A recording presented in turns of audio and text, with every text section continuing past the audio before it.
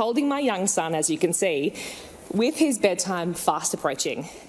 অস্ট্রেলিয়ার পার্লামেন্টে দেখা গেল এক বিরল ও মানবিক দৃশ্য। সদ্য নির্বাচিত নারী সংসদ সদস্য সোফি স্কামারি প্রথম ভাষণ দিতে ওঠেন কোলে নবজাতক সন্তানকে নিয়ে। সংসদের মতো গম্ভীর পরিবেশে মা ও শিশুর এই পরিস্থিতি মুহূর্তেই ছড়িয়ে পড়ে সামাজিক মাধ্যমে, প্রশংসা করায় বিশ্বব্যাপী। ভিক্টোরিয়া রাজ্যের প্রতিনিধি সোফি তার ভাষণে তুলে ধরেন কর্মজীবী নারীদের চ্যালেঞ্জ, মাতৃত্বকালীন অধিকার এবং পরিবার ও কর্মস্থলের ভারসাম্যের গুরুত্ব। সন্তানকে কোলে নিয়ে দাঁড়িয়ে সোফি বলেন, আমি শুধু একজন রাজনীতিবিদ নই, আমি একজন মা।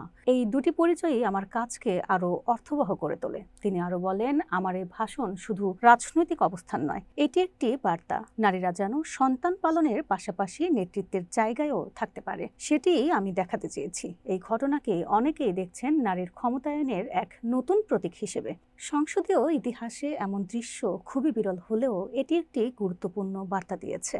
পরিবার ও পেশাদার দায়িত্ব একে অপরের প্রতিদ্বন্দ্বী নয়, বরং সহযাত্রী। সোফি স্ক্যাম্বারির আবেগঘন এই ভাষণ এবং দৃশ্যটি অস্ট্রেলিয়ার রাজনীতিতে নারী ও মাতৃত্বকে এক নতুন মর্যাদায় পৌঁছে দিল। এটা প্রমাণ করে দিল নেতৃত্বের আসনে মায়েরা থাকতেই পারেন সন্তান কোলে নিয়েই।